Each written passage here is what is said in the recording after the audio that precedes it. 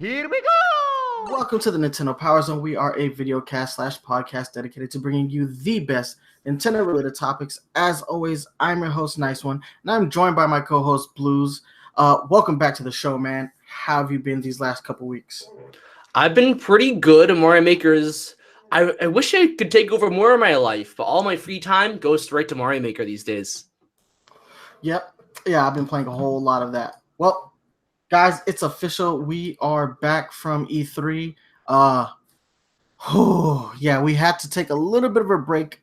Although I didn't really get to take that much of a break, if I'm being honest. I have had a lot of output. But we have a whole lot of news to talk about. There's been actually a whole lot of post E3 news. So let's just go ahead and dive into our powered up news because there's more articles here than I thought we'd be covering, especially with the news that broke this morning. For sure. So first and foremost, we're going back to Universal Studios because we have some potentially leaked images that may imply that Donkey Kong is getting an official section of Super Nintendo World theme park in Universal Studios Orlando. Now, this news was brought to you by the unofficial Universal Orlando podcast. They said that they spotted these leaked concept models for the new attraction, and it's showcasing a side of Super Nintendo World that we haven't actually yet seen. Every time we've seen the park, we've kind of seen it from the back perspective. This is showcasing a whole lot more. But before we get into the Donkey Kong stuff, there is a whole lot more to the actual Super Mario stuff that we hadn't yet seen. So first and foremost, there is a desert section that is alongside the wall. That's going to be pretty much your lead-in to probably the Donkey Kong Country section from what it looks like here on the leaked images. Secondly, on my breakdown video that I did going 2 years now, it's been 2 years since we first learned about this news. I speculated that the Toad House was actually like a gift shop or a restaurant. According to this image, it is an actual restaurant. Says Toadstool Cafe on it, yeah. Exactly. So I'm a little bummed out that that's not an official Nintendo World store, because that would have been awesome. And I mean, it's not too late to get one. And no, of course not. And this is literally the perfect place to put one. Of course. Now, we've seen that they're opening one in Tokyo. They have the one in New York, and they just opened one in like Abu Dhabi or something like that. Or it's opening in Abu Dhabi, which, why? I mean, I get it, biggest tourist attraction in the world, but why aren't we getting it more here in this, more here stateside? It makes no sense. So yeah, I'm a little bummed out, but I wonder what kind of food they'd be serving at the Toadstool Cafe. Like, what kind of Mario-themed food would you actually want to eat? I'm guaranteeing you there's a lot of mushrooms on the menu.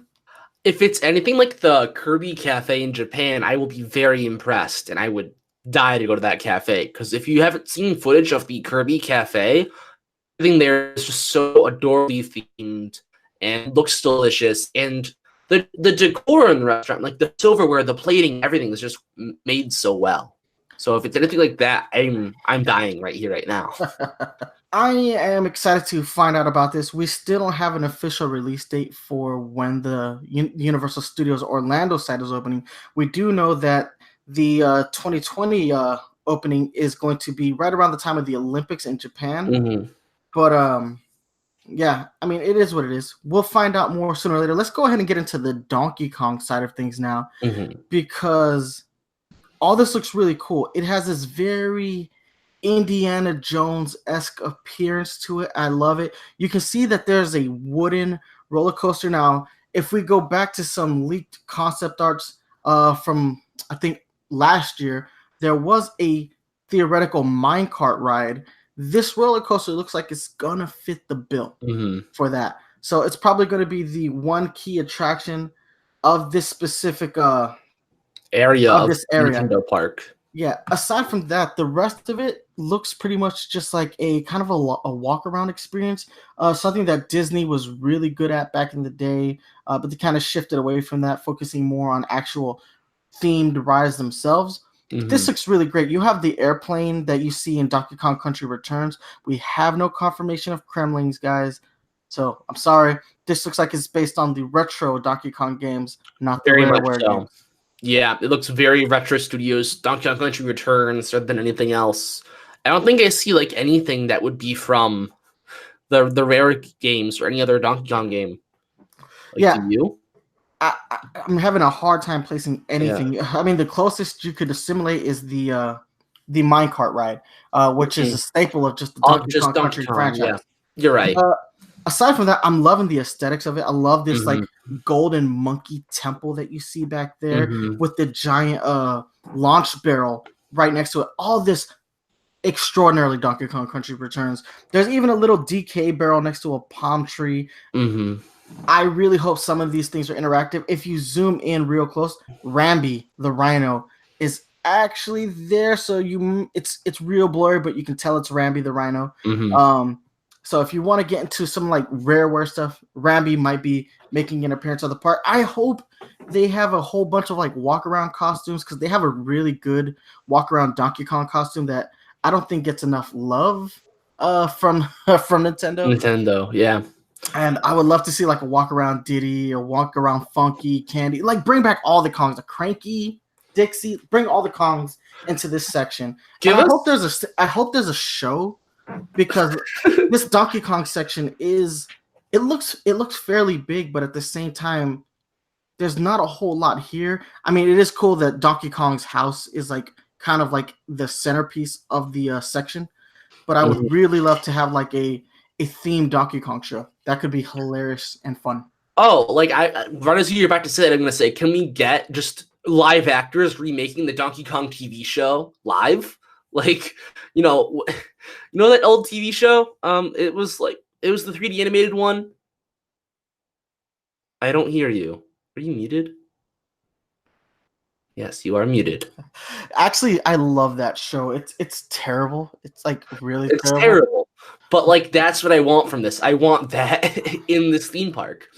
I want to hear some guy saying "banana slammer" so bad. It's I don't know, but definitely I want to see more of like shows go on. I think one of the big things that Disney has been doing well, even if it's not immersion, is all the different shows they have at their parks. Like there's Indiana Jones park, or I guess show, a Star Wars show, a stunt car show, the Muppets show. Like they're just things you just sort of sit down and you watch stuff. And I think I'm hoping for a lot more of that here.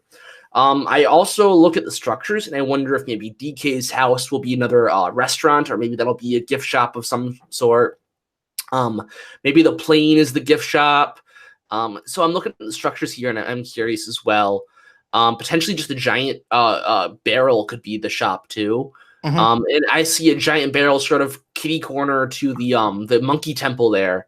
And I really hope that I get shot out of that when I go through this ride. And I hope there's sort of like the illusion that I'm jumping off from rail to rail when you can see the track sort of like break apart here. Yes. I hope it's sort of an illusion where I'm just jumping, hopping from cart to cart, to track. Now, they showcased this in the concept art where the way that the track was built was that like the actual part of the cart that drives is like on a lower level, and that's attached by rails. So yeah, and it's not actually on those tracks. Exactly. Yeah. So you get the sensation that you've actually left the track, but the real track is actually under the faux track that you see here. So a lot of this track that you're visually seeing here is fake. Like it's there for visuals, and there's a real track under that. How they're gonna build a structure, because like if you look at it, the coaster seems to wrap around the whole area, the whole thing.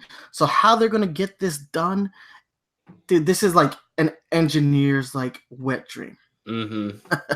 So yeah, I mean, all this looks really cool. I don't want to harp too much on it, because these, as cool as this looks, these are still just concept art and potentially rumors at this point, because from what they said on the podcast was that these images go back to 2016, like pretty much like when they first made the announcement that they were doing something but hadn't yet showed what the world would look like. So this is a year before they announced that trailer, or before they released that trailer. So all of this might go away. Although I will say that the actual Super Mario section hasn't changed very much since 2016. Like they've pretty much got a design concept and they ran with it. And I'm pretty sure that what we see here is what we can expect. There are a few things that I've noticed that are different, like the piranha plants not in front of the Bowser Castle, but those are like little nitpicks.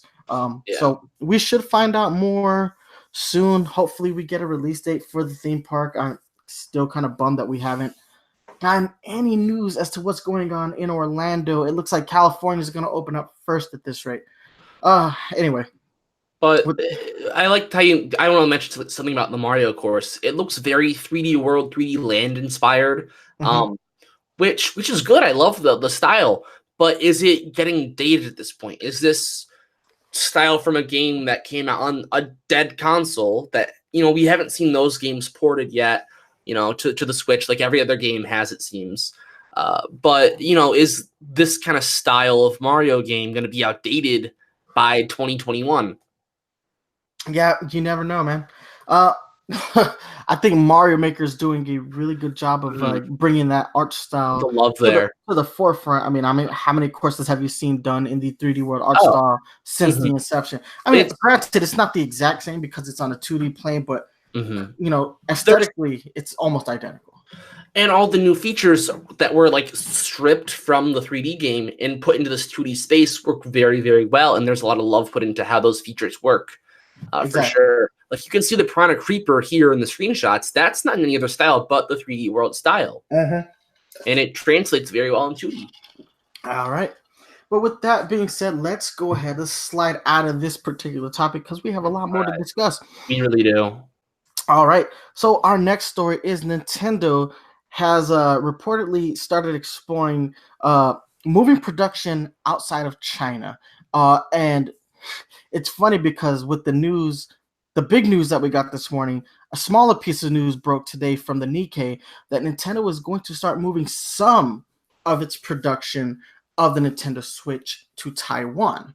Now, the company that's going to be making it is still the same company that's making the Nintendo Switches in China. So it's just going to be a different facility. Now, this is in response to the tariffs that the UF wants to place against China. I don't have the time for us to get into a philosophical debate as to whether or not these tariffs are a good thing or a bad thing. If you are really wanting to know what is going on with these tariffs, I suggest you do all the research that you possibly can because this is actually really interesting.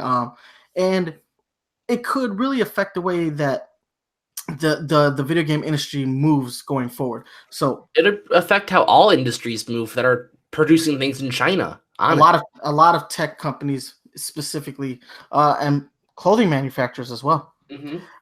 But we don't have time for that.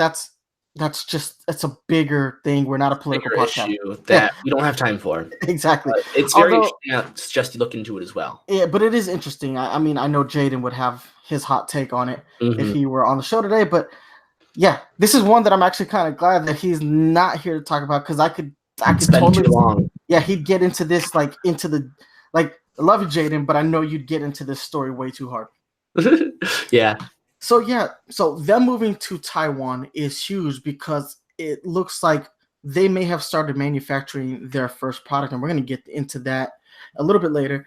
But this is big. This is big because Nintendo has spent a long time building relationships with not just Chinese manufacturers, but trying to win over the Chinese government so that they could utilize their facilities to build consoles. They've been doing this for decades upon decades upon decades. So for them to move outside of China, we don't know what kind of effects, adverse or positive, this could potentially have. I would like to assume that because it's technically the same company, just in a different, country, they have like very similar like standards, practices that we're not going to see a whole lot of like shoddy work coming out of these things. I just thought it was really interesting to note that this is kind of a follow-up to a 16-bit news story that we did the other day or last week, where I discussed how big of an industry change this could potentially be, and it's like Nintendo like instantly like making a decision, especially after they wrote that letter, that co-letter with Microsoft and Sony, talking about how potentially having to move away from China could adversely affect the video game industry as a whole. So that was really cool. And I want to touch on real quick just how this affects you, the listener, as a consumer of these products. I'm sure there's more ways this affects you, but just to mention, this could potentially increase or decrease prices of things. Could create delays on certain products, like future consoles could be delayed, or even just have shortages. We've infamously had Nintendo consoles having shortages, and so if we all of a sudden stop using a trusted manufacturer, a trusted plant, where we have this very long relationship that Nintendo was built, as Nice One has been saying, to this new plant, new manufacturers that they don't know, they might not get this out on time, or they might not make enough. So it could be rough for a consumer standpoint too. So it's once again worth your effort to look into it. I think what's really important is how many products Nintendo is going to start shifting to the Taiwan factory.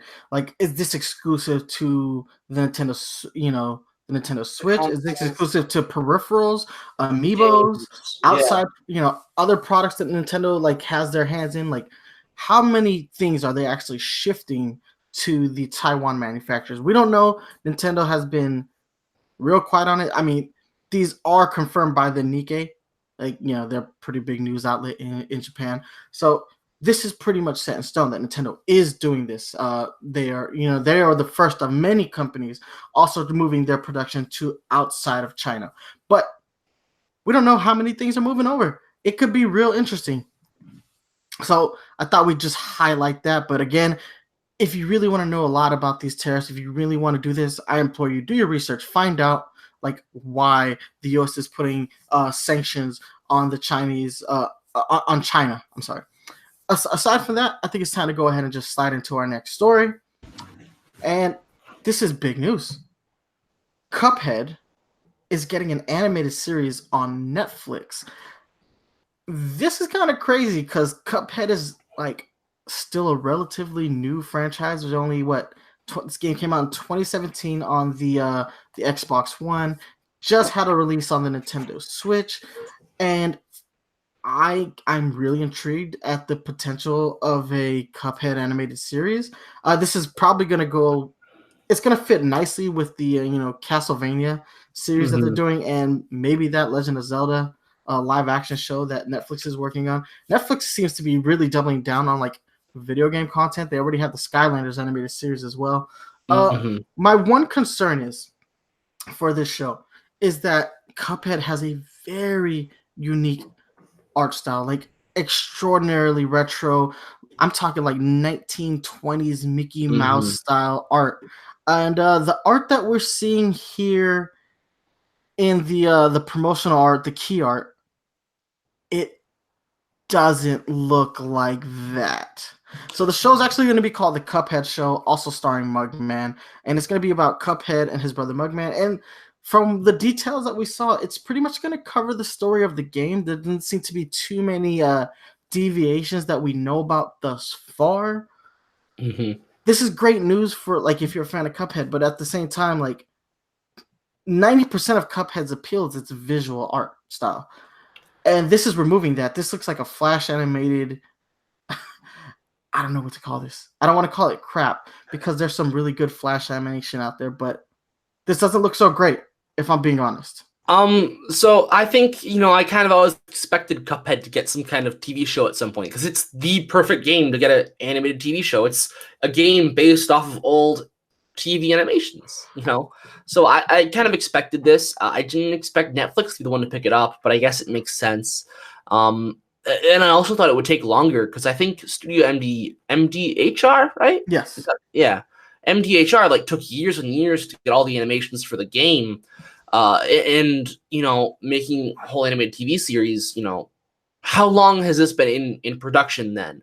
I guess is what I'm really trying to get at, when is it due out? When do they start it? I really, if I'm being honest, like in my mind, this is something that you have to start working on at least a fourth of the way through the production of the game. Now, the game was in production for like 6 years.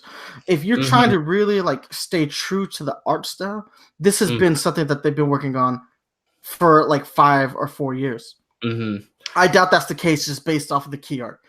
Based off the key art, they started working on this yesterday. They signed a deal, had somebody draw up some key art, put it on the internet, and we'll see this in 2020. And this is going to be flash animated, and we're all going to be unpleased visually with the way the show looks. Like, if I'm hoping for the best, they started working on this 4 years ago, but I guarantee you this isn't the case. Now, what's kind of funny is I think about another game that was supposed to get this kind of treatment, Mighty Number 9. Yep, I'm about to say. and we see how like poorly received Mighty Number 9 is, and like how like that movie hasn't come out, that animated series hasn't come out, and there's like no word on the franchise as a whole. Like I don't think it's getting a word. Mighty Number 9 has been relegated to like cameo appearances in other indie games. Yeah. And that's a shame, but it's cool to see that like there is a market for these indie based, IP to get things like animated features, especially one on a platform as big as Netflix right now. Like, say what you want about Netflix, maybe like they're like dying out, and the competition that's coming ahead with HBO Max coming out soon and Disney Plus coming out at the end of the year, that Netflix's days are numbered. You can say what you want about that, but as of right now, Netflix is still the largest streaming provider in the world, and this is a good look for the studio MDHR and the Cuphead team. So, and I want to mention the art style as well. I don't think it's going to look as bad as we're initially seeing. I think they're going to improve it a bit. I don't think it's going to look as authentic as you might like. I think they're going to make it very modern. We're not going to see some old grainy film grain, and I think the actual characters, will be more like a puppet rig. They're going to be a lot cleaner than, traditional hand cell drawn animation, which was what they also used, I believe, for Cuphead's animations. I think it's going to be, like I said, a more modern animation technique, but going to lose some of that hand drawn charm because of it. Which I'm not upset about losing these little, touches to make it more modern and speed up their production, but I do want it to look pretty. I want it to be true to what it should be, nonetheless. So, one thing that actually gives me a lot of hope for the visual art style of Cuphead, the Cuphead show, is also featuring Mugman, is one of the companies involved with the animated show. King features Syndicate. If you guys are millennials, you may not know this name. King features Syndicate. They were at one point the biggest distributor of funny comics for your newspapers. Comics that you may recognize are Beetle Bailey, Popeye, Prince Valiant, Hagar the Horrible, which is one of my favorites. They also did the Amazing Spider-Man comic strip, On the Far Stack, Happy Hooligan, Henry, High and Lois. There are so many awesome comic strips that they just do. Crazy Cat, another one of my favorites. I'm old. I'm really old, guys. Like Felix the Cat, Betty Boop. There are so many comic strips. And what's the great thing about comic strips? The comic strips that I all listed all have a very old school visual appeal to them. And these people they know funny and they know comic strips. And if they if they utilize the resources that they've had available to them, we may see an art style that is very reminiscent of the 1920s Mickey Mouse shorts with like some of that grain that Blues was talking about. But we also might get to see some of the comic strip sensibilities that King's Feature Syndicate is actually known for. There's something to be said about telling a good joke within 3 panels that I think we cannot ignore. I actually think King's Feature Syndicate, they also did Mickey Mouse comic strips. I'm going through a whole lot of these. Mutt's Zit, another good one. I think at one point they had Garfield as well. before Garfield went completely independent. But yeah, there's some hope with this studio working on it. Dennis the Menace. I think that's what you're trying to get. Is there not all hope is lost. There could be some good storytelling and good joke telling, correct? And even some good aesthetics. Yeah, that's exactly what I'm trying to get at. Is that we may start to see a whole lot of like just good storytelling, good art, but just based on this key art. The key art's kind of meh. Yeah, I'm gonna have to like. I got my fingers. I'm hoping for the best, but it's just key art. That's all it is. Just key art. But but how many times has key art been representative of the final product? Look at DuckTales. The recently the new DuckTales on the Disney Channel, which by the way completely craps on the DuckTales that I watched as a kid back in the 80s. They released their first key art, and it was 100% representative of the art style that is reflected in the show, which is a mix of like real good animation and that old comic book art style that the DuckTales stories got their start from. If you guys don't know, DuckTales started from Carl Banks comic books, who was a really awesome German comic strip artist. Neither here nor there. Sorry. There's just a whole lot of like, been a whole lot of times where key art really establishes the look of a show, and I'm hoping that's not the case here. Yeah, I think, long story short, I'm excited to see Cuphead as a franchise evolve, especially since I think Cuphead 2 could still be years and years out with how long the first game took. So to see sort of it expand in other directions is really, really cool. Hoping for the best, though, because right now it doesn't look that pretty.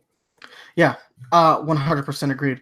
But with that said, let's keep this moving on. Yeah, let's keep rolling, man. So Samantha Robertson is leaving Nintendo Treehouse, and she is moving into a new role at Nintendo. She's not leaving Nintendo. She's just leaving Treehouse. She's been at Treehouse for 8 years, and she is going to be moving to the position of Manager of Product Marketing for the Publisher and Developer Relations Department of Nintendo of America.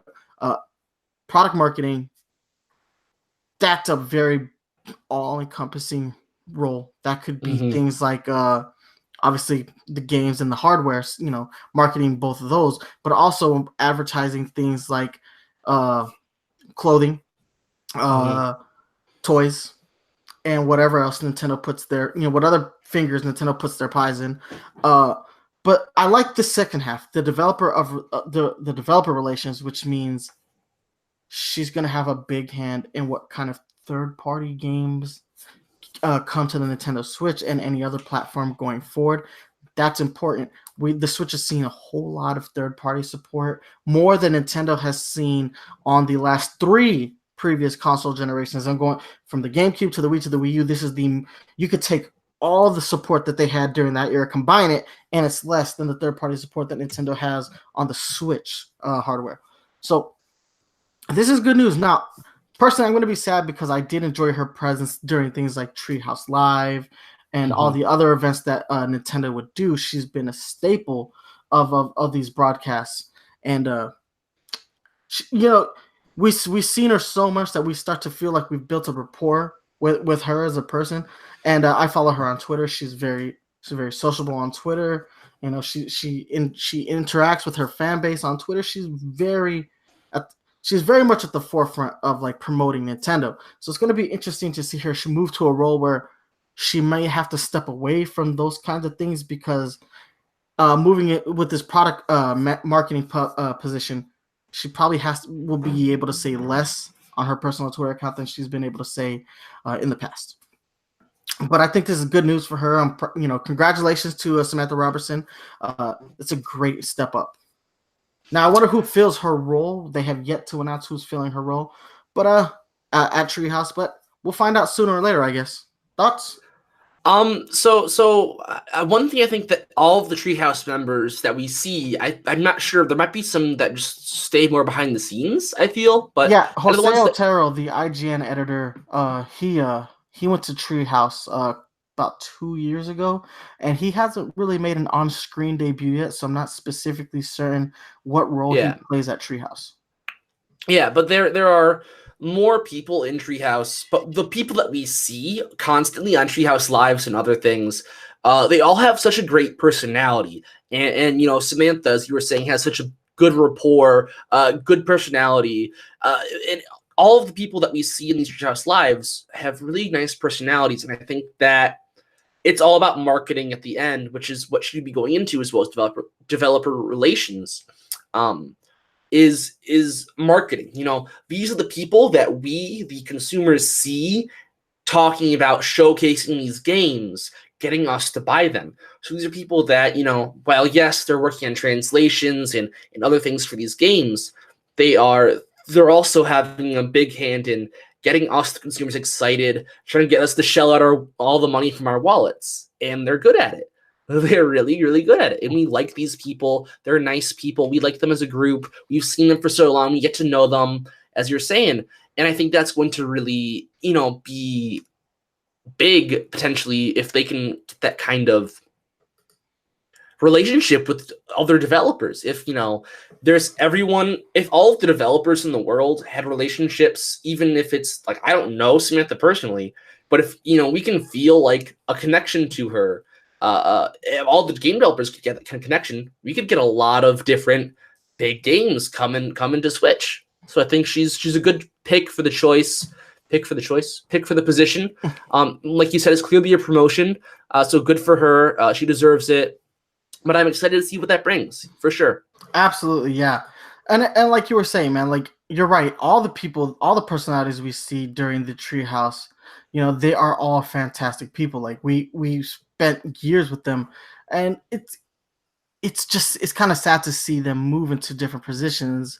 But it is what it is, and I'm really happy for her because I honestly think that she could destroy this role. Like, this is a really good role for her to step into. She's just very, very good at just promoting Nintendo. And she's very confident. She's a confident speaker. So it's a position where I think she will rise to the occasion. But with that being said, not a whole lot because we don't know the actual specifics of the role. We kind of have like general ideas. Mm-hmm. Yeah, exactly, of what the role entails. But with that, yeah, I think I want to keep this train rolling, man. I want to keep going because we got more news. So moving into our next story. Yes. Today is July 10th. So tomorrow, July 11th, marks the 4th year anniversary of the passing of former Nintendo president Satoru Iwata. It's been 4 years. Like, wow. Like, I remember he passed away just after E3 that year. He didn't attend that E3 that year, and we were all wondering why.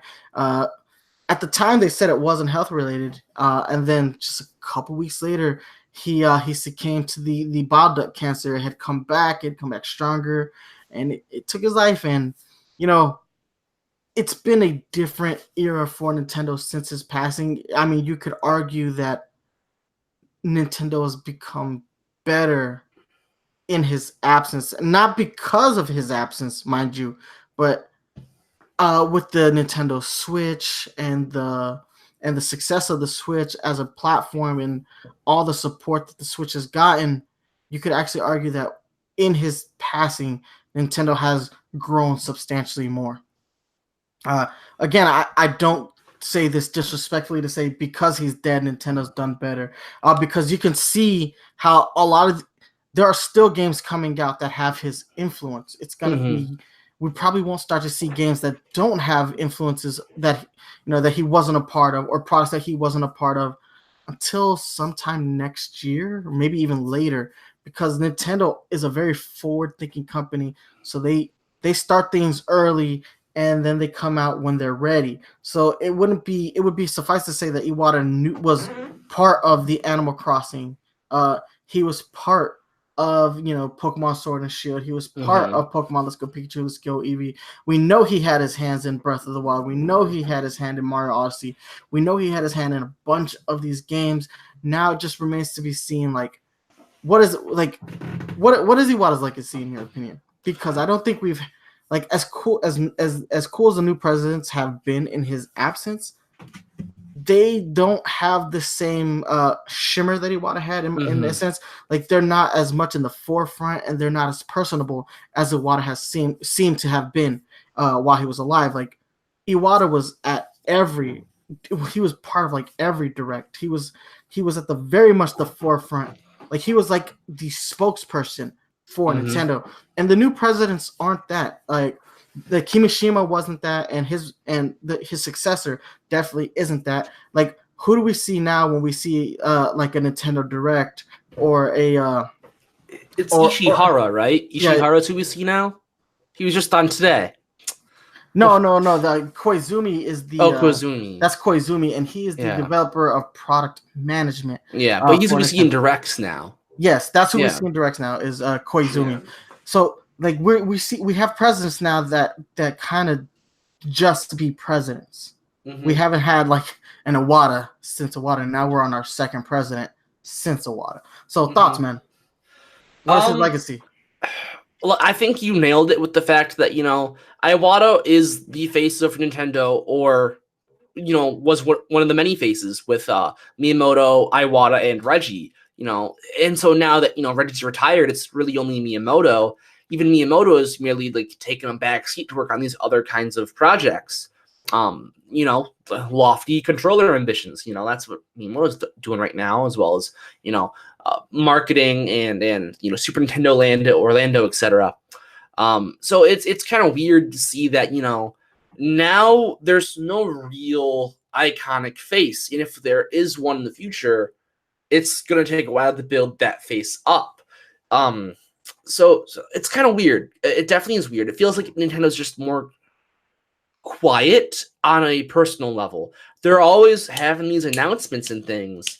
But there's not a whole lot of, personal anything with these announcements anymore. I think, obviously, we are seeing, Iwata's influence and everything still. And I agree that it's not bad for that Nintendo didn't benefit from Iwata's passing.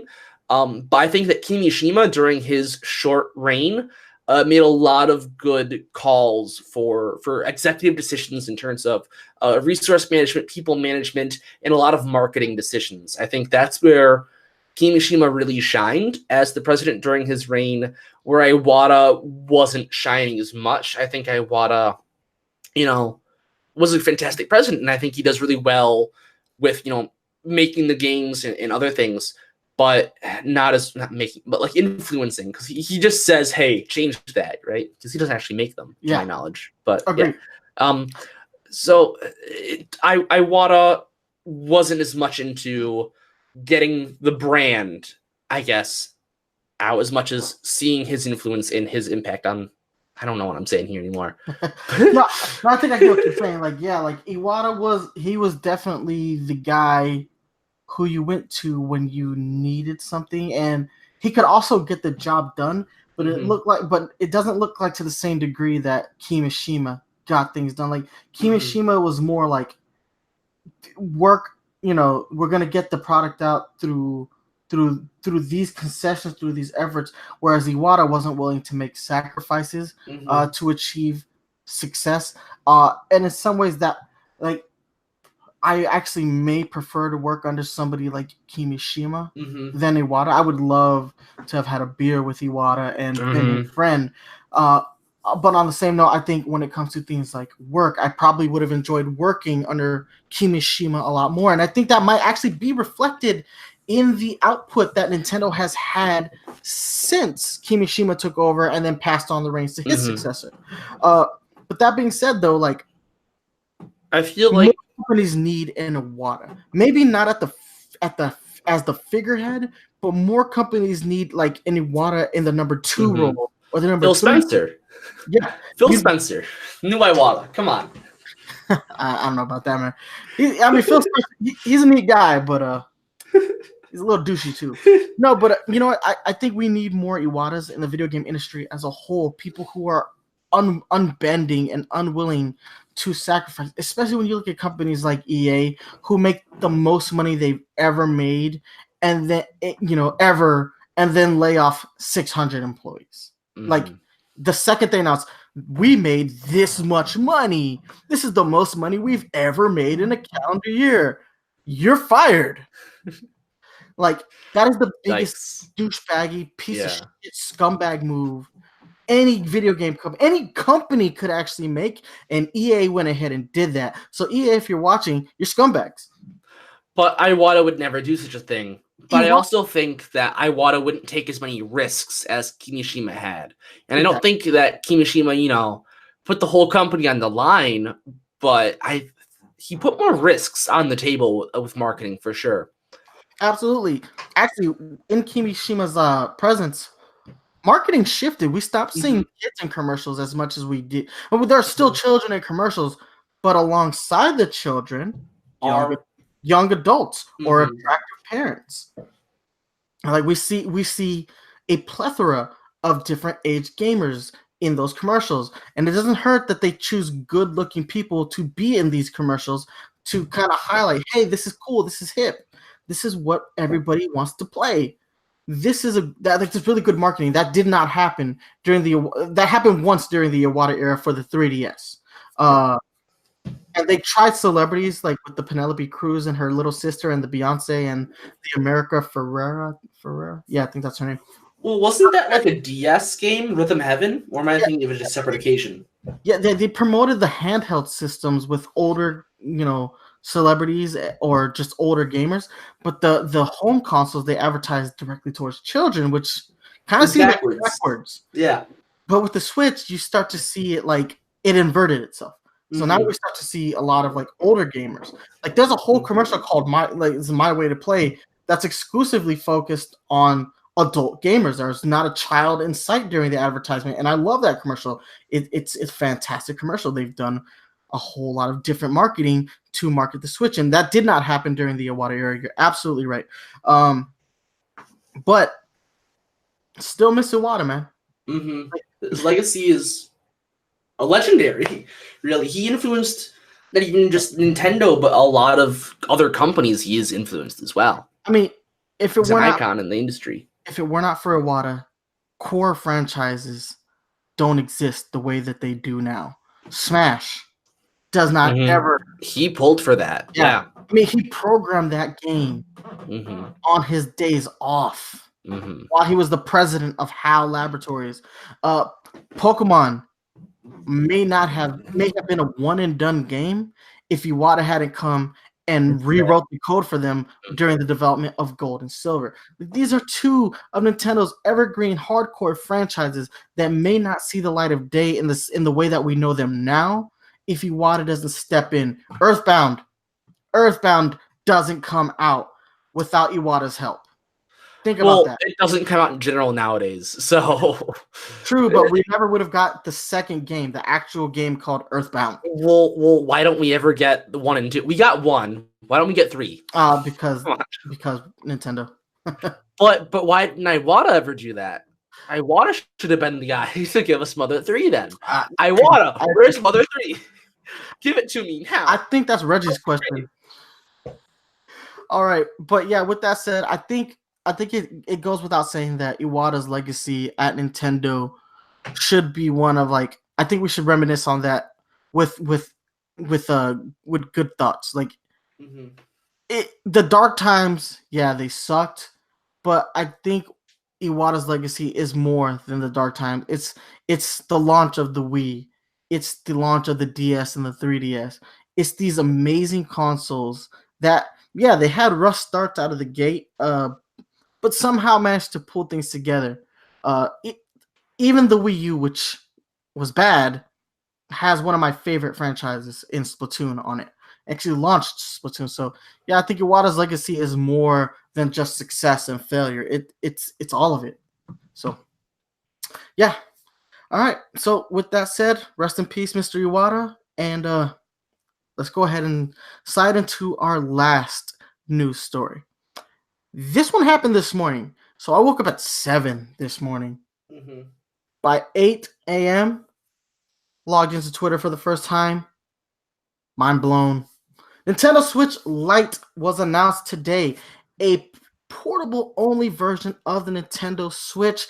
This is what we've all been speculating on since the actual release of the Nintendo Switch. The Switch wasn't even out yet, and people were speculating on an exclusively portable version of the console. But here it is. We have our first look.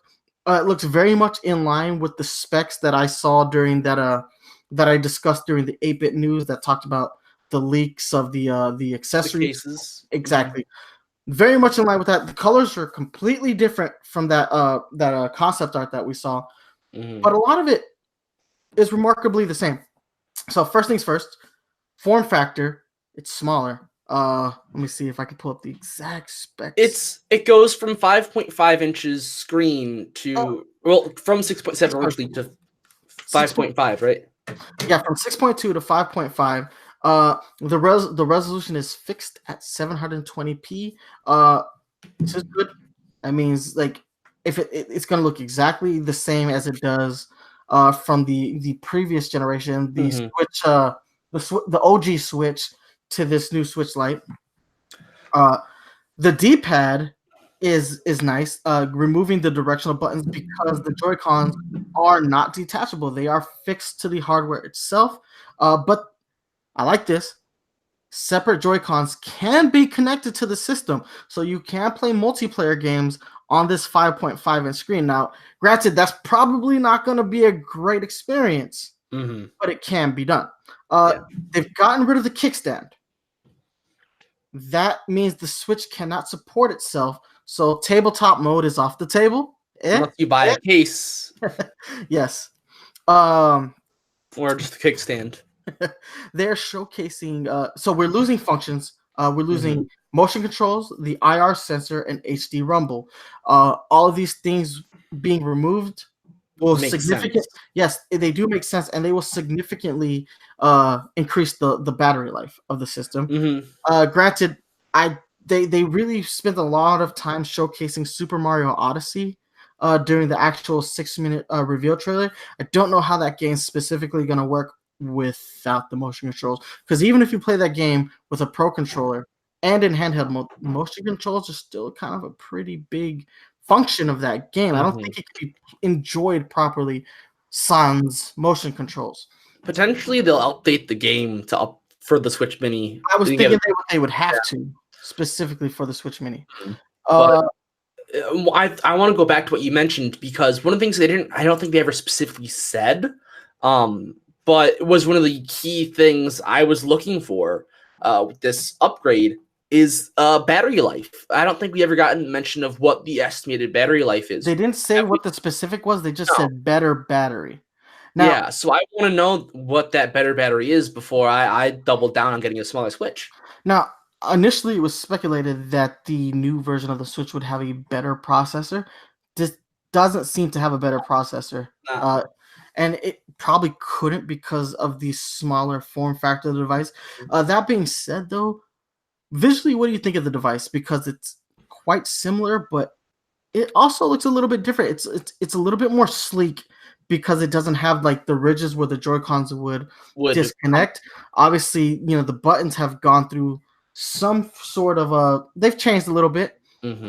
I think the colors look really nice. Those colors pop, and I love those colors. Yes, the 3 colors. We have turquoise, gray, and yellow, and a special edition Pokemon one featuring Zamazenta and Zacian, which by far is my favorite of the bunch. Yeah, I love that special edition. It's either that or the Cyan.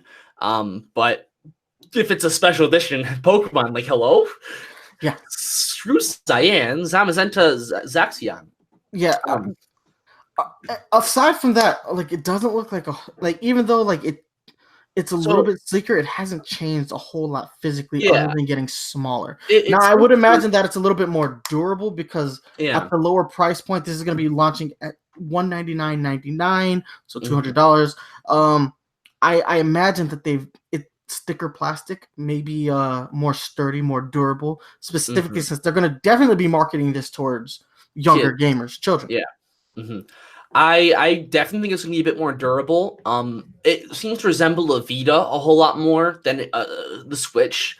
And one thing that I am kind of disappointed about is that it's still too big. It's a mini system, but it's still just too big. I would like it to be pocket-sized. So for those of you watching, at home on YouTube, I have my Switch here. I'm going to so this is what a full Nintendo Switch would be, and I believe it's roughly going to be fully what a Joy-Con or the Switch without one Joy-Con. So this would be the size roughly of the new Switch Lite, and it's still not going to fit in a pocket, even if it's slimmer. This is too big for a pocket. And true, but I don't think you want to make the sacrifices of they've already reduced the screen by a pretty significant margin. I don't think you want to risk that, especially with games like Mario Maker, especially since portable only Mario Maker. When you're playing Mario Maker in portable mode, you have to utilize the touchscreens. I think you're going to need a wide enough screen to accommodate that. That's one of the biggest flaws of Mario Maker on the 3DS, was that the 2.4-inch screen was way too small for for stylus use. It was actually kind of brutal in that way. So I don't know. I feel like either that or make it folding. We have the folding phones now. Give us the folding Switch. Yeah, Samsung pulled those off the market real quick, though. I mean, yeah, but Nintendo, just make it better. Make it better, please. But it's I'm fine with having to throw my Switch in a bag.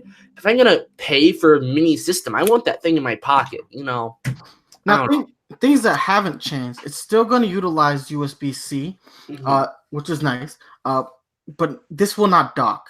So because of the smaller form factor, it won't even fit in a dock. They're not releasing a dock separately at this point that we know of. That may change in the future. I would venture to say that they've probably removed some of the components that would allow the Switch to output to a TV. It's still going to have NFC capability, so you're still going to have your ability to do your amiibo. It's going to have Wi-Fi capability still. I hope that that's something that they've worked on, because the Switch is notoriously bad at Wi-Fi. Now, it's gotten better.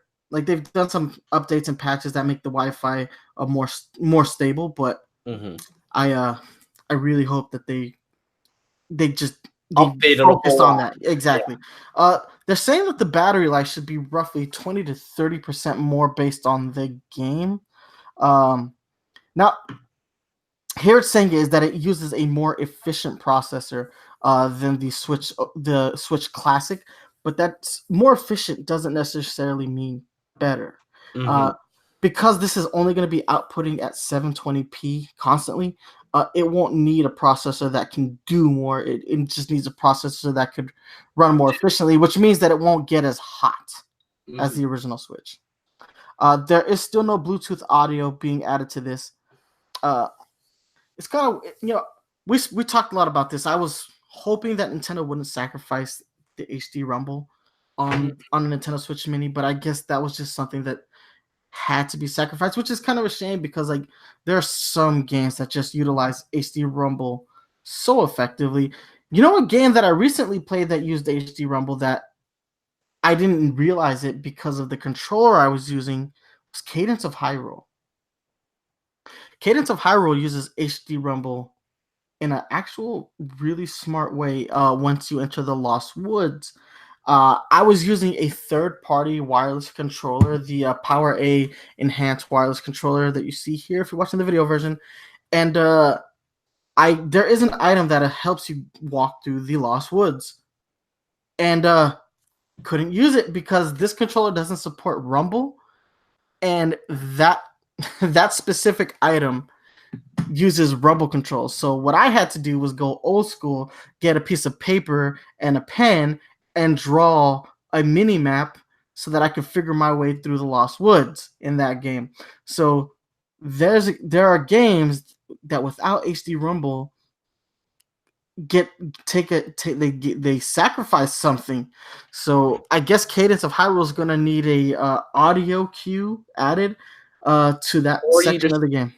Get another controller, buy some JoyCons for it or something. That's true. I think it's not worth putting it in when only a handful of games really do utilize it well. There's Cadence of Hyrule, 1-2 Switch, where you already need to get that second Joy-Con anyways. And Mario Odyssey does a good implementation, but it's all aesthetic. Well, not some of it you have to use to find what hidden moons, right?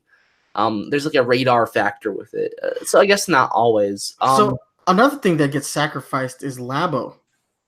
Well, yeah, because of the smaller size, you won't be able to use any of the Labo kits. Yeah, with this newest system. Anyways, what else gets sacrificed? Not a whole lot. There's not a whole lot of sacrifice. It's retailing at $150 less. That price point. 50 isn't only 100. What? Wait. No, I'm pretty sure the Switch launched at $350. Switch launched at $299. Switch launched at $299. You must have gotten your scalp. Oh, you know what? I bought I brought the extra controller. Yeah, that's what I forgot. I forgot because mine. I bought mine on Amazon with a Pro controller. So yeah. Yeah. So it's $100 less. $100 cheaper. I still think that's just a smidge too much. I feel like it's less than the 3DS when it launched. I mean, yeah, I agree, and it's way more worth than a 3DS. But I would say at most $180 is what I would spend the Switch Mini, unless it came bundled with the game. $180. See, I think the price point is fairly reasonable for what it is. Now, granted, I am not happy with losing some of these features, but I think I love my Switch, but I always hesitate to take it somewhere with me, because as cool as awesome of a system it is, it's not as durable as other Nintendo handhelds. It's not, and I'm clumsy. I am clumsy, extraordinarily clumsy. I fall, I trip, like I drop stuff all the time. A budget version of the Nintendo Switch seems like something that I could really sink my teeth into, and something I wouldn't be scared to like bring out with me on.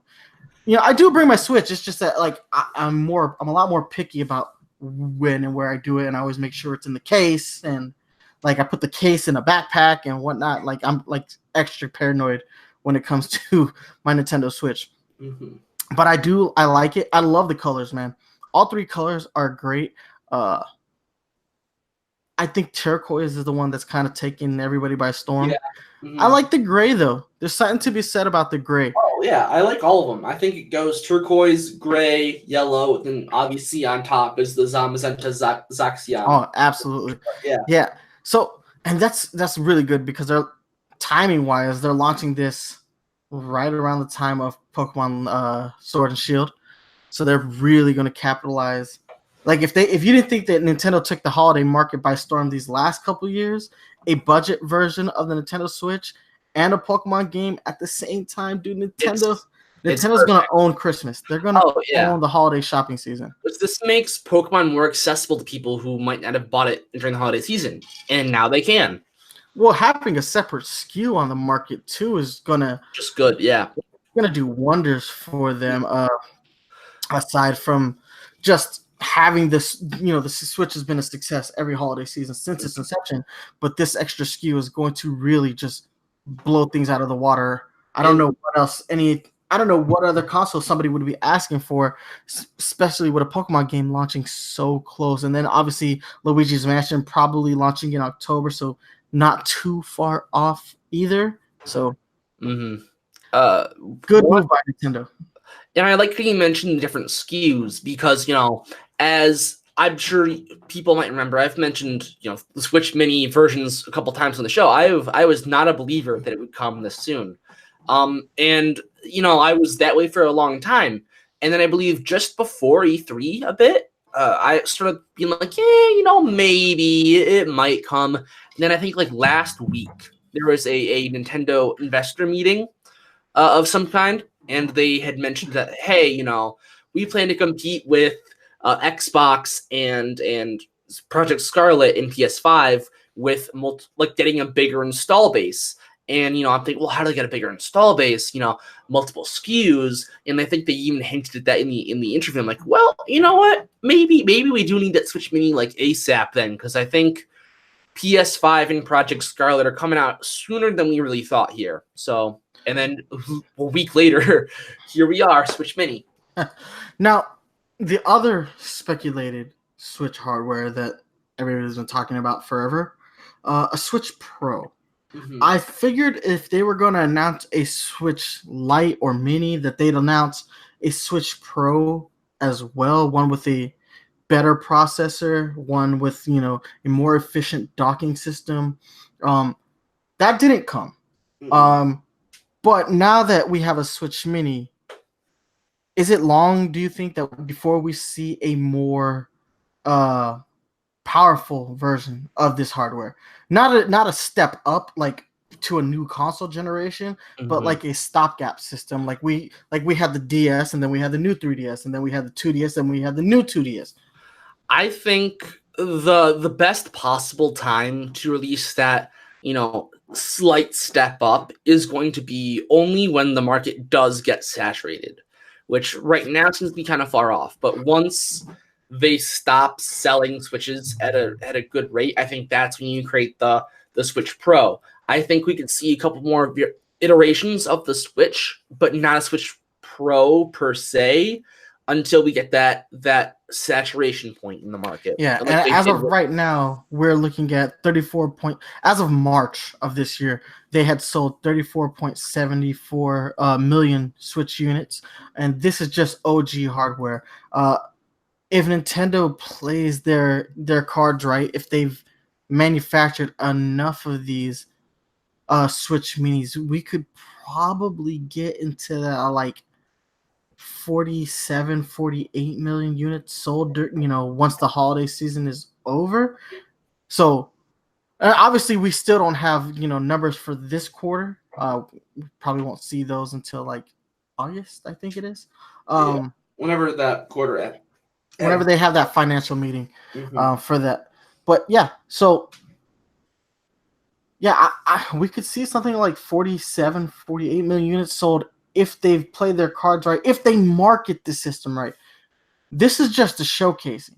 Now it's all about marketing. The marketing, has to not neglect the current hardware that's out, but it also has to be reflective of the new hardware. You have to showcase both. They were smart about that with the DS commercials, the 3DS commercials. I'm sorry, the 3DS and the 2DS and the new 2DS.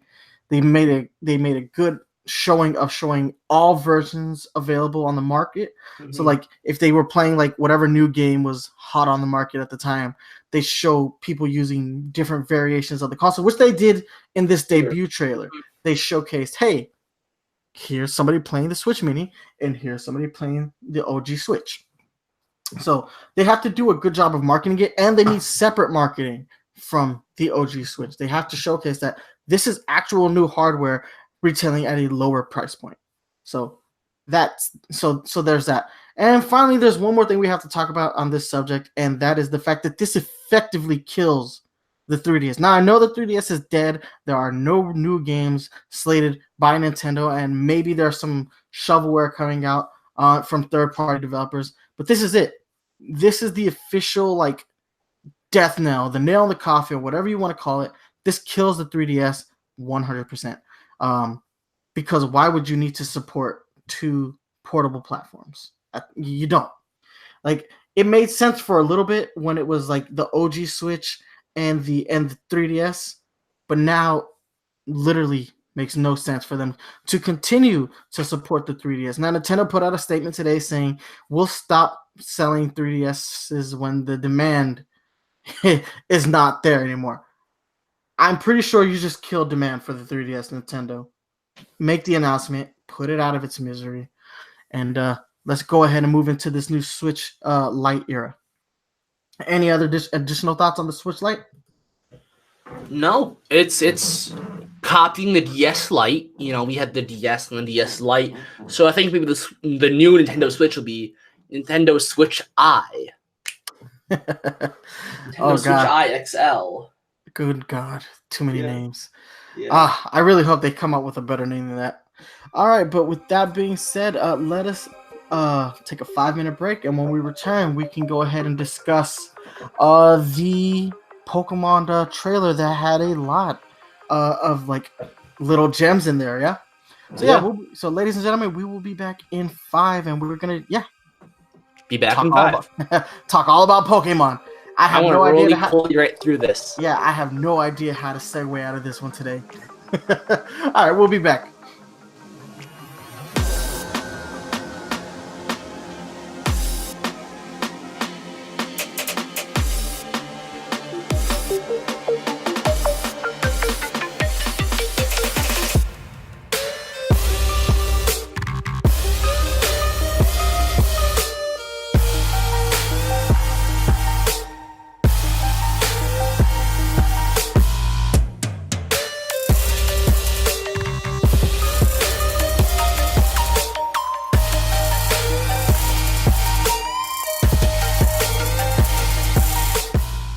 Welcome back to the Nintendo PowerZone.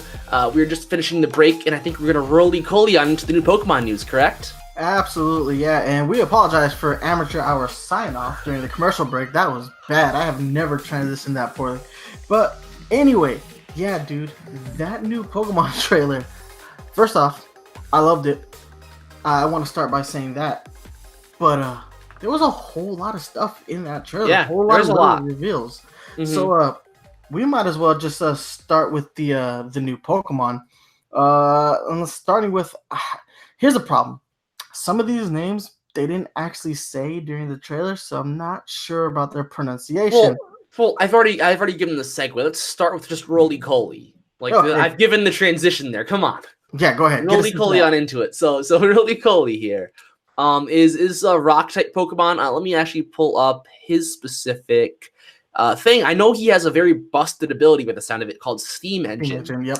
Yeah, which it's fire and water type moves that hit him will raise his speed by I think 3, but maybe I'm wrong. I think it might be 2. I am on his thing now. Let's see. It doesn't actually say specifically, but I think in the Bulbapedia article I read, I want to say it said, yeah, it grows drastically in the picture here, so it raises by 3. That's not okay. Yeah, that's a lot. Like 2 is like understandable, but raising his speed by 3 is a nightmare. Why does that ability exist? He's also the only other Pokemon to get heat proof besides the Bronzor and Bronzong line. Although with Steam Engine, why would you ever want heat proof? Like, why? He looks super cool. He looks sort of like a rocky version of what's the Kirby enemy, the Wheelie. You know, the Kirby enemy? I know what you're talking about, but I don't know their names.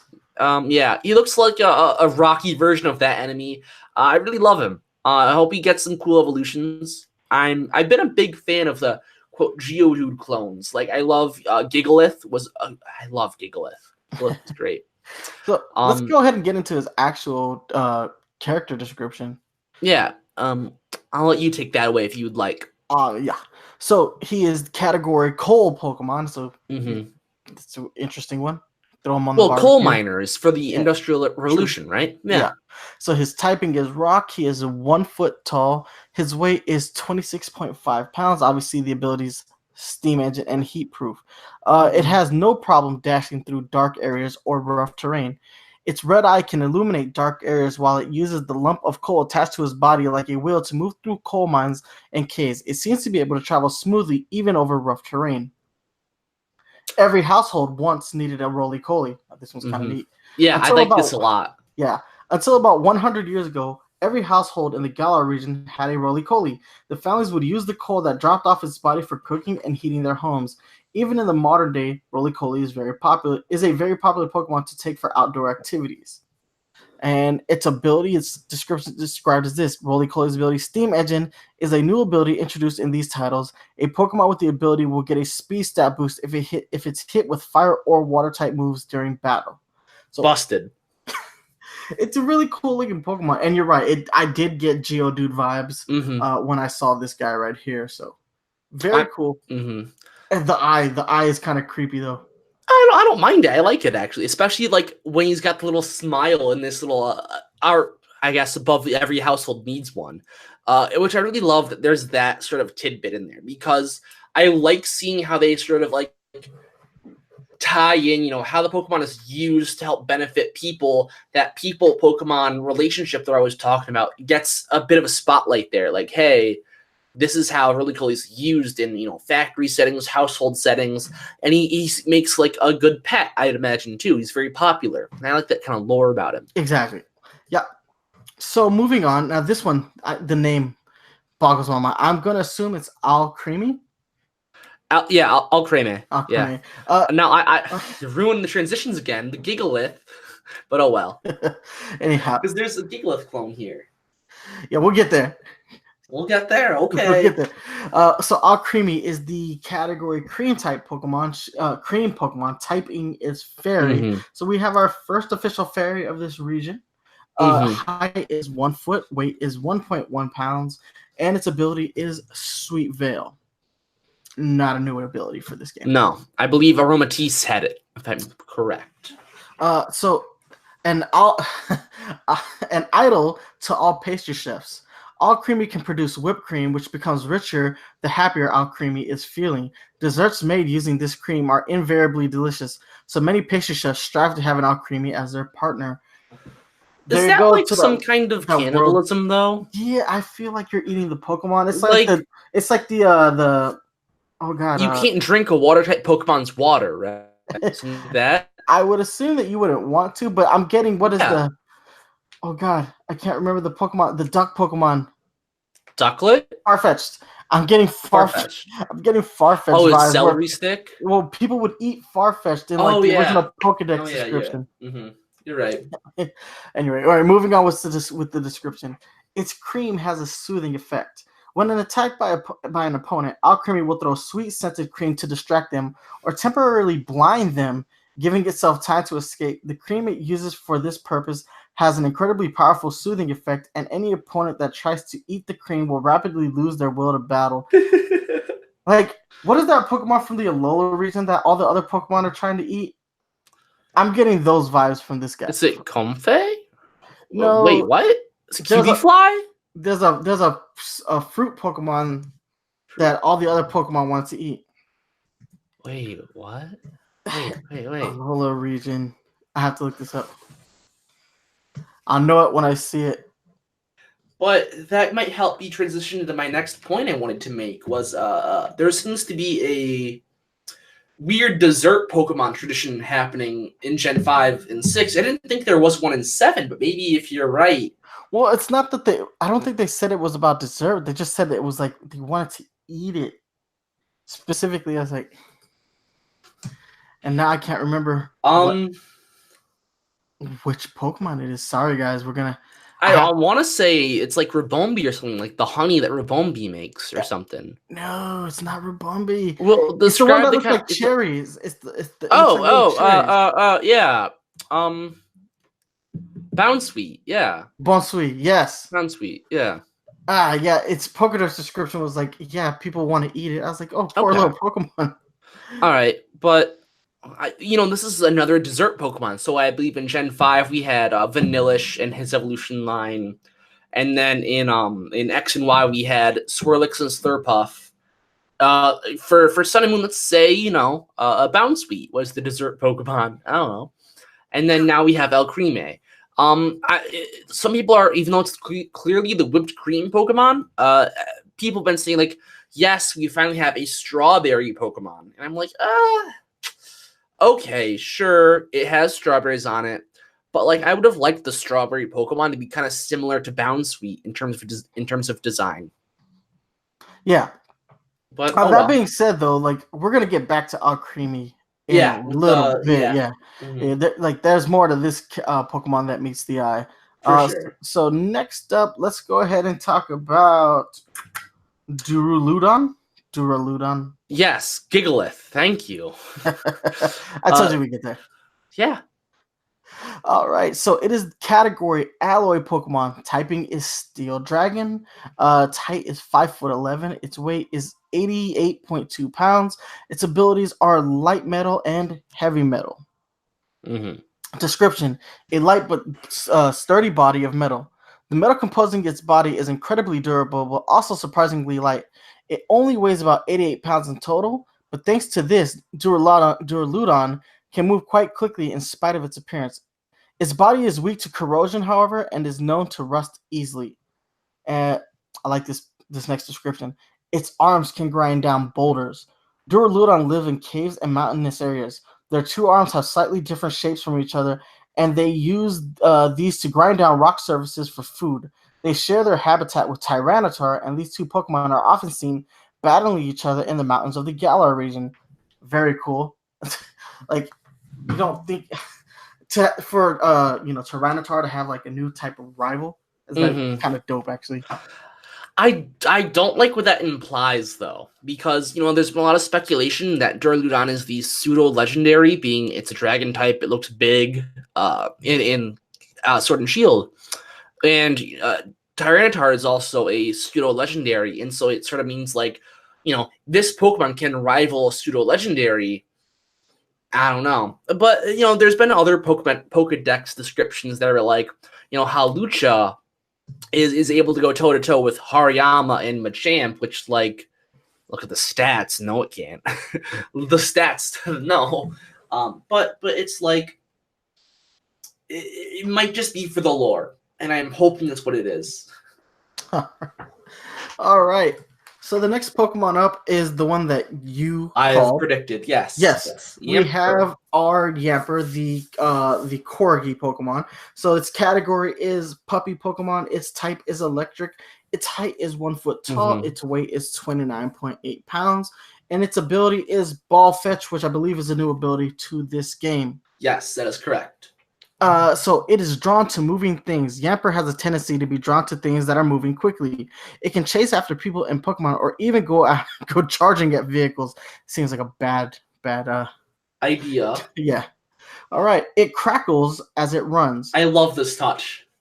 Yamper has an organ in its body that generates electricity, and this organ is activated when Yamper runs around. Yamper can't store electricity. Can't store the electricity it generates, so it's often seen running around with electric sparks crackling around it. Yes, I do like how they visually illustrated that in the key art. He's got little bolts of electricity, but it's very similar to like how Pikachu has these sacs on its cheeks. Yeah, except Pikachu can store the electricity. Exactly. And Yamper can't. It's more like a static shock on its fur coat, I feel, if anything. All right. And for its ability, Yamper's ability Ball Fetch is a new ability introduced in these titles and will come into play when you throw a Pokeball at a wild Pokemon but fail to catch it. As long as Yamper isn't holding an item, it will fetch the first Pokeball that failed to catch a Pokemon, regardless of what type of Pokeball it is. This is useful. Would have liked this ability in Pokemon Let's Go. Because you can never capture a Pokemon in Let's Go on your first attempt. But also, it's like, how would that work if you could never have Yamper out when you're catching? It's also an issue I see. I guess it just goes. I would hope. All right. So abilities don't even work in Let's Go in general, actually. Abilities are gone. Yeah. So, moving on, there are some version exclusive things to these. I want to talk about these before I talk about the characters. So for Pokemon Sword, there are exclusive Pokemon, that being Dino and Jangmo-O, both of them older Pokemon. Jangmo-O recently from Pokemon Sun and Moon. Both Generation 5 for Dino and Generation 7 for Jangmo-O. Yes. And they're both pseudo-legendaries, similar to Tyranitar. Exactly. And the exclusive, another exclusive for this game is that Pokemon Sword has a fighting type gym in one of its areas. Whereas in Pokemon Shield, you're going to be able to get Larvitar and Gumi, and you will be fighting a ghost type gym in this exact same area. So that's interesting. We've never had it where the gyms were specifically different between the versions. We kind of had in Black and White, where Black and White 2 had different gym leaders, but not the version exclusives per the main generation. Yeah, but I mean, those were like sequels, and that was showcasing like the evolution of the region. But I thought this was a cool concept. I'm not sure like if this is something you needed to highlight that the gyms are different. I guess maybe it could determine which version of the game. I was already going with Sword once I saw Zacian, so it didn't need to be sold on it. Although when we get to the gym leaders, I have thoughts. Yeah, I have some heavy thoughts on that too, because that's gonna really mess me up that they did this. All right, so just give me 1 second. So next up, we're gonna start to move into the characters that were showcased during the trailer. First, we got a very good character description for Leon, who is Hop's brother, your main rival's brother. Leon is the current champion of the Galar region and has never been defeated in an official Pokemon battle. His personality, together with his peerless skill, has made him extremely popular. He truly deserves the title of greatest trainer in all of Galar. So that was the original description we got for the character. Now we have a little bit more about him. Leon won the championship in his first ever gym challenge without being defeated in a battle a single time. To this day, his winning streak continues to grow even longer, and his formidable talent for Pokemon battles is truly unmatched. He's aided in his countless victories by his partner Charizard, and he's known to go all out during battles no matter who he's facing. This battle style of his has captured the hearts of the people of Galar. You can try to catch a glimpse of this battle skill during broadcasts of his championship and exhibition matches. And there's a little bit more about Leon a little bit later. But now I think we're going to go ahead and slide into our gym leaders. So yes. we got to see 2 more gym leaders in this trailer. So we already had Milo and Nessa, and damn, Nessa's reign as Bae has ended. First off, this Pokemon game has really really set us up for base status. And speaking of base status, we have our next character, our new gym leader, a fighting type gym leader, Bae? Bia? I don't know how you say it. Bae. So Bia is Bae. Yeah. Bia is new Bae. So the description for the gym leaders: there are stadiums that hold Pokemon gyms throughout the Galar region. Each gym attracts Pokemon trainers that are experts in specific types. So we already knew this. Let us get into Bae. Bae is a prodigy in Galar karate, carrying on its century-old traditions and techniques. She is also an expert on fighting-type Pokemon. She's known for her stoicism and very rarely shows her emotion. It seems her battle style remains very precise even when she's backed into a corner. Now, I love her character design. Guys, I am a huge fan of mixed martial arts. Her outfit is very similar to the uniforms worn by female mixed martial arts fighters or Muay Thai fighters. Now, I know it says she's a karate fighter, but her outfit doesn't scream karate. It screams like Muay Thai, mixed martial arts. She's very cool, and she's ripped. She's ripped. Look at her abs. This girl is shredded. I love this character design. This is my favorite gym leader in a long time. I thought Nessa was going to take it, but Bia is Bae. Okay, and next up we have Alistair. Alistair is a talented trainer of Ghost-type Pokemon who has taken the mantle of the Ghost-type gym leader at a young age. He is extremely shy and fearful and always hides his face with a mask when around other people. He rarely makes public appearances and apparently spends most of his time around ruins or in cemeteries. That is morbid. But these two will be appearing in the same region just based on which game you're playing. So I'm glad I'm getting Sword because I definitely like the design of Bia a lot more. Alistair is just creepy. And why? Did he kill a Shy Guy for that mask? That is definitely a Shy Guy mask. Yeah, I wanted to bring that up at some point. For sure. He definitely murdered a Shy Guy to take that mask. Yeah, I don't like that. If you guys don't know what a Shy Guy is, you're not playing enough Mario. No. Well, yeah. Because I was going to say, it's like a Mario 2 enemy. Who really played Mario 2? But I love Mario 2. He's in other party. I know. That's my first Mario game was Mario 2, actually. But he's in party games a lot. So if you play the party games, you should know him. You should know Shy Guy, yeah. I with you. I absolutely love Bia's design. She looks great. I like Alistair's design. I don't think, he gives that creepy vibe, but I like that here. And one thing to note, Bia's barefoot, and Game Freak knew what they were doing when they made her barefoot. I'm guaranteeing it. They said, hey, you know what Pokemon fans want? They want feet. and they knew what they were going to be unleashing. And it's working, and I hate it. But so, yeah, Bia's barefoot unit's having a field day with that. I love her color scheme and her accessories, and I really like sort of the droopiness of Alistair. He's very droopy with all of his little loose ends, his posture, his hair.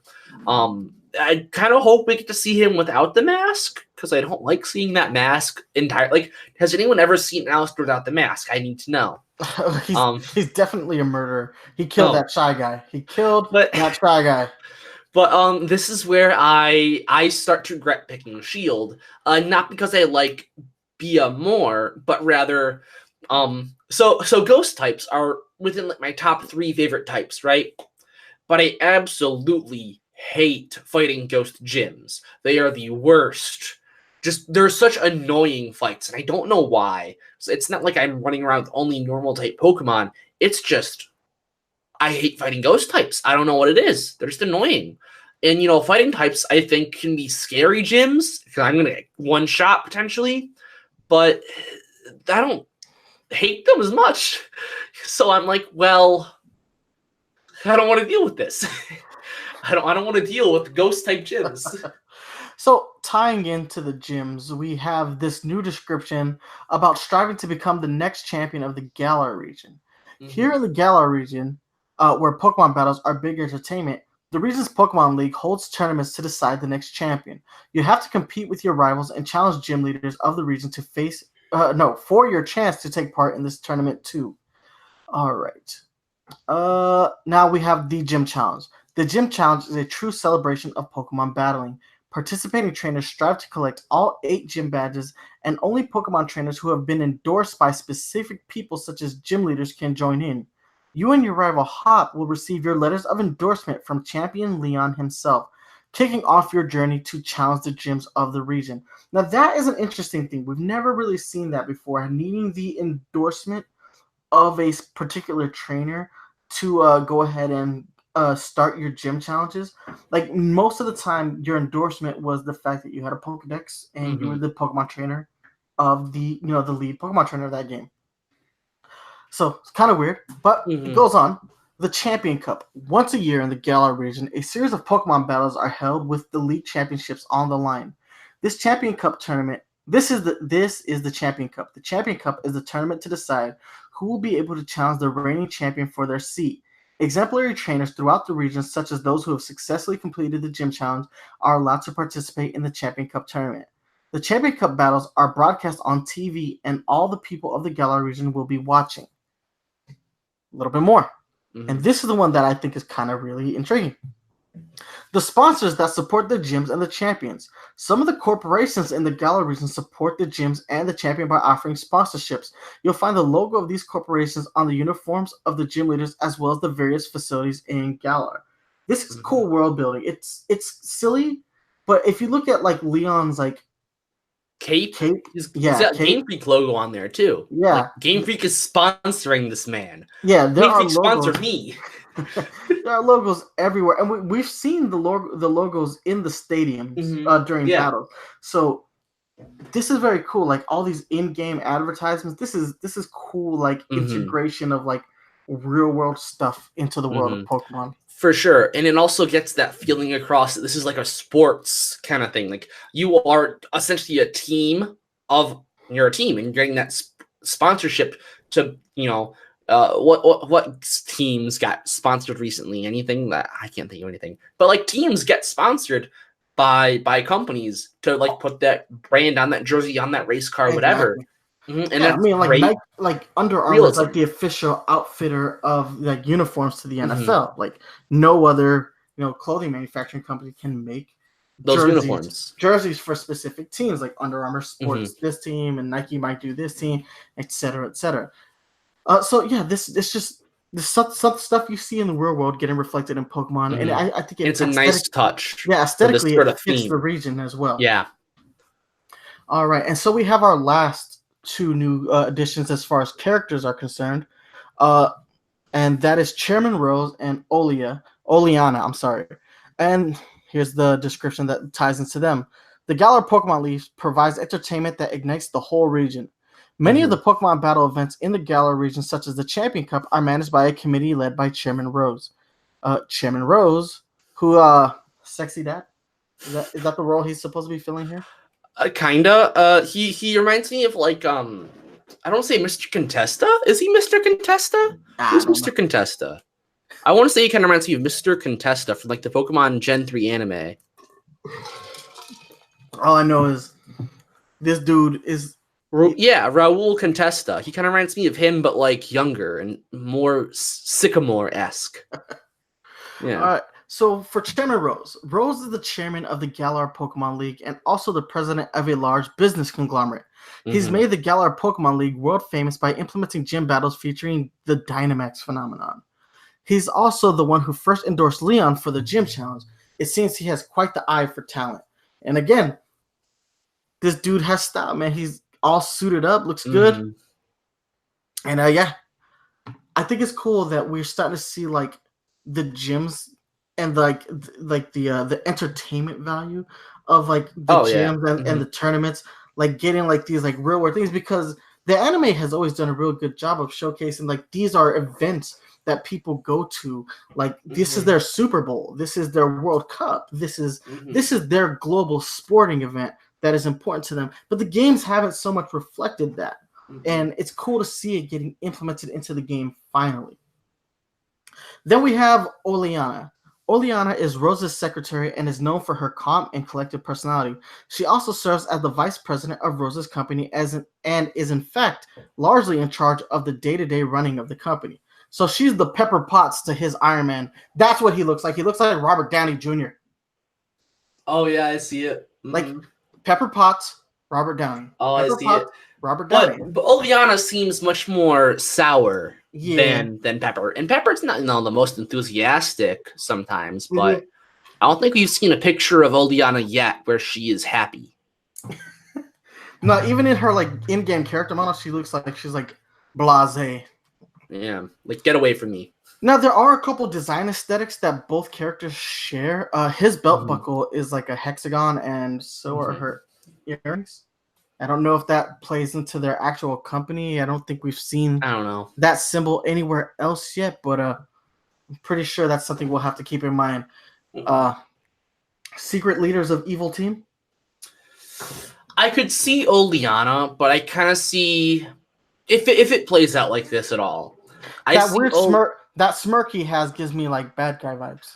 See, he reminds me of like the guy you sort of think is going to be the bad guy, and he's like, oh wait, I just wanted money for a good sporting event. Oh, he's like, you're saying they're going to. He's the proxy. Yeah, he's the red herring. Yeah, I see him as being like the red herring. Like, yeah, big business is evil. But he's like the pawn. He's a pawn character who just wanted this grand sporting event and was funding it, but also secretly being used in funding this other thing. All right. Okay, so we have one last thing to discuss that was revealed in the trailer. Obviously, the biggest, pun intended, news of the trailer, and that is Gigantamaxing, which seems to be an enhanced form of Dynamaxing. So let's go ahead and read the description. Gigantamaxing changes a Pokemon's size and appearance. The strange phenomenon known as Dynamaxing can only occur in specific areas of the Galar region. While Dynamaxing seems to be a phenomenon common to Pokemon from the Galar, it's been discovered that there's a special phenomenon known as Gigantamaxing too. Only certain species of Pokemon can Gigantamax, and even among such species, only rare specimens will be able to Gigantamax. The majority will keep their usual appearance when they Dynamax. Gigantamax Pokemon become bigger just like normal Dynamaxing. Gigantamaxing boosts the power of the Pokemon. It also allows each Gigantamax Pokemon to use a unique move known as G-Max move. Each G-Max move is particular to a specific species of Gigantamax Pokemon, and regular Dynamax Pokemon can't use G-Max moves at all. So, this is kind of cool. This is them Z-moving while Dynamaxing, essentially. And we saw a couple of examples of this. We saw Dreadnought Gigantamax. We saw Corviknight Gigantamax, and we saw Alcremie Gigantamax. And by far, Alcremie has the best Gigantamax form of these three. She turns into like a 10-layer cake. And that way more than 10. Come on, look at that. It's huge. It's massive. And it actually we have descriptions for these Pokemon. So we'll start with Alcremie because this is by far my favorite. Its typing is Fairy. Its ability is Sweet Veil. Its height is 98 Jesus. 98 feet Stop. by 5 inches. No. Its weight is question mark, question mark, question mark, question mark, period, question mark pounds. I don't know why Of there's course. a period there. Its creamy body is resistant to shock. The cream pouring out of its body hardens when subjected to impacts. The stronger the impact, the harder it becomes. This gives Alcremie a truly impressive resistance to physical attacks. Additionally, the giant berry decorations on Alcremie's body are as hard as diamonds, and it's said that most attacks won't even be able to leave a scratch. Super high calorie missiles. Alcremie will launch a high calorie cream missiles around itself to attack its opponents. Any Pokemon that touches this cream will be filled with energy and euphoria, but at the same time will fall into a state of complete confusion. And its G-Max move, G-Max Finale. Fairy-type moves used by Gigantamax Alcremie will change into G-Max Finale. G-Max Finale will heal all Pokemon on Alcremie's side while dealing damage to an opponent. Dude, Why? Alcremie is Why? Gigantamax Alcremie OP. And I was getting that vibe originally, but I was thinking like, okay, well, what if we have this is like the only real Gigantamax we have information for, correct? So you know, all the other two, Dreadnought and Corviknight, also have descriptions. We can go ahead and slide into them before we deep dive this. All right. So Gigantamax Corviknight type, Flying Steel, ability Pressure / Unnerve, height 45 feet 11 inches tall, weight question mark period question mark pounds. Now this is like half the size of Alcremie. So reinforced body armor. Corviknight uses its massive wings to catch updrafts created by Gigantamax energy to hover in the air while it battles. The armor on its body has been reinforced, so attacks from Pokemon on the ground barely have any effect on it. Independently flying blade birds, which is kind of cool. This is like giving me Teen Titan Robin vibes here. The Birdarangs. Gigantamax has energy caused by the armor covering Corviknight's wings to separate and become blade birds capable of flying independently. Corviknight launches these blade birds at the target, using them to slash its opponents, and its G-Max move is G-Max Wind Rage. Flying type moves used by Gigantamax Corviknight will change to G-Max Wind Rage. G-Max Wind Rage deals damage to an opponent, but that's not all. It will also remove any effects of moves like Reflect, Light Screen, Spikes, and Electric Terrain that the opponent may have. Gigantamaxing is sounding super OP. And last but not least, we have Gigantamax Dreadnought. Type Water Rock. Ability Strong Jaw / Shell Armor. Height 78 feet and 9 inches. Weight question mark period question mark. Why is there a period between all these? You don't know what decimal is either. I don't know. I guess. It crushes opponents with its massive body. The power of Gigantamaxing has allowed it to stand on its hind legs and become bipedal. From its standing position, it can come crashing down on opposing Pokemon and crush them with its massive body. It has the strength to punch holes through rocky mountains. Dreadnought normally keeps its neck retracted within its shell, but when it attacks, it can rapidly shoot its neck out. Its jaws are incredibly strong, capable of easily biting through huge metal towers. The strength of its jaws combined with the force of its neck gives Dreadnought the power to punch a hole through a rocky mountain in a single strike. And its G-Max move is Stone Surge. Water-type moves used by Gigantamax Dreadnought will change to G-Max Stone Surge. G-Max Stone Surge doesn't deal damage to an opponent. It will scatter sharp rocks around the opponent and cause Pokemon entering the battlefield to take damage. So it's like a stealth rock. Yeah. Maybe I was wrong, but it the way I sort of saw it was that like maybe Alcremie was actually one of the weaker Gigantamaxed Pokemon, but now it does seem kind of like the best. Far. Of the three that they've shown, she has the best abilities, like dealing damage while also healing the party with her finale move. Because like I was thinking like, okay, everyone's saying Alcremie is, her G move is busted, but what if like every other Gigantamax Pokemon has like something that just stops Alcremie cold and like is even more busted? But like also for balancing, that sounds like a nightmare to me. Like Dynamaxing already sounded scary to me in terms of like, does that force me to Dynamax as well because the power people just spike, or but now I just think that Gigantamaxing guarantees that, especially with the G-Max moves. Like, I just can't. Well, now it makes sense that like Z moves aren't in this particular iteration of the game. Z moves and Mega Evolution. Yeah. This functions as a Mega Evolution, and it is exclusive to certain Pokemon. Only now, now you're giving like all these crazy designs to these Pokemon. I can see why Game Freak may have lowered the amount of Pokemon within the game, and I know a lot of people are going to give me heat for that. But I'm giving heat right now. It's a 10-layer cake, man. Like, oh, I love the design, yeah, but that I still think that a handful of Gigantamax Pokemon justifies cutting as many as they probably are, especially when the excuse is one balancing, which these do not look balanced. Oh no, these are broken, man. Yeah, and but you know what? Mega Evolution was also broken. It wasn't as broken. I felt like Megas were fairly balanced-ish. There were a couple, like Kangaskhan, definitely Rayquaza, etc., that were definitely broken. But just don't use them. Or use them to count. I don't know. But it was... I liked it better. It seemed less scary. Because this just seems like I'm forced to retaliate in some fashion. Mega Evolutions, I always had some kind of plan of like, okay, well, it lowers the defense. Even though his attack gets sky high, I can knock him out fairly easily with this move that his defense is lower, like stuff like that. I could think of solutions. How do you take down a giant 10-layer cake? How do you fight that without becoming your own giant 10-layer cake? No.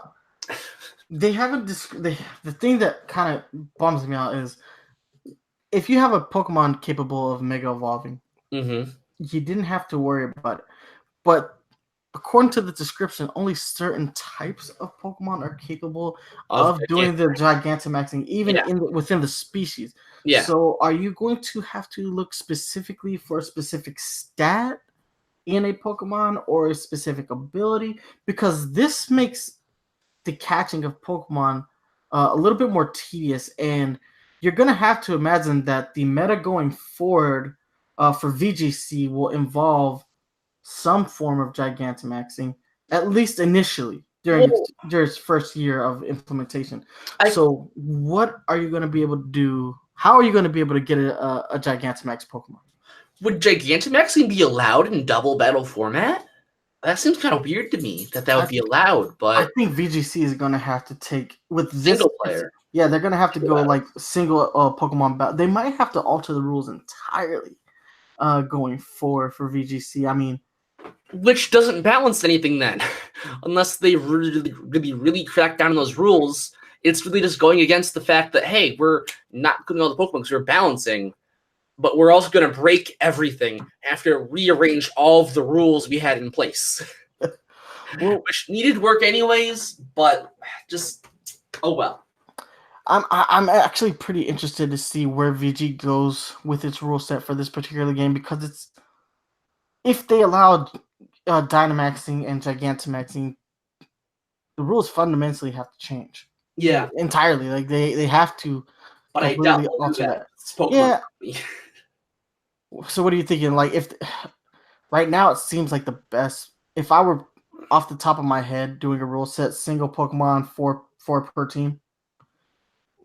I think Pokemon likes that sort of don't bring everything. Like, bring 6, take 4, kind of mindset. I don't see them really making ban lists for these kinds of things, because like unless you just ban the mechanic, which I know they're not going to do. Previously you'd have like legendaries are banned, mythicals are banned, megas are banned, but Z moves aren't banned. Like they sort of banned by category of thing, right? I don't think you can really ban these per se. Going to be interesting going forward. We'll find out. I mean, because when the game comes out November, VGC will start its new 2020 rules. Yeah. So we'll find out like real soon. It'll go into effect the holidays, like after January, I guess, is when it goes into effect, I believe, right? Yeah. So I mean, yeah, it's gonna be interesting to see where it goes from here. But Yeah, like we said, guys, it was a short trailer, but there was a lot in that trailer. There Yeah. was a lot. We had new characters, we had new Pokemon, we had version exclusivity. We're not even talking about the pre-order exclusives for each retailer.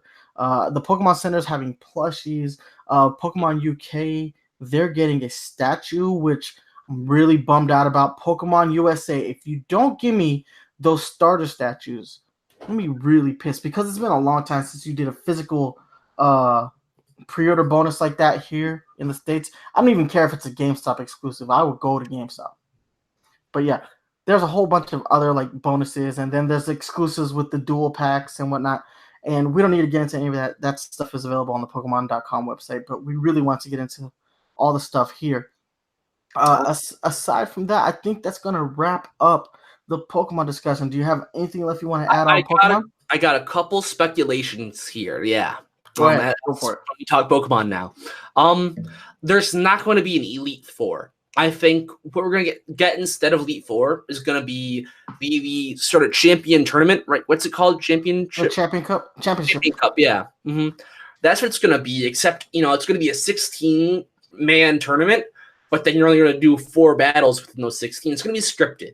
It's going to be always scripted. So you fight the same 4 people in each of the rounds, and it's going to end with you versus Hop in the finals. So I can see that. So it's going to be like the rival battle will be just before the champion battle. That could be pretty cool. I think it's in the last gym we got rid of gym leaders, but we still had an Elite Four. So it'd be interesting to flip that on its head, where we keep the gym leaders but remove the Elite Four in favor of a tournament bracket. That could be.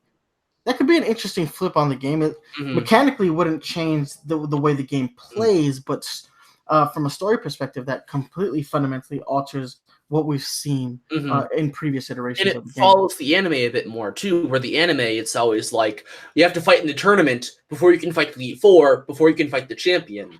And it actually always loses at the tournament before you can fight the Elite Four. So he made second place in we don't talk about that. It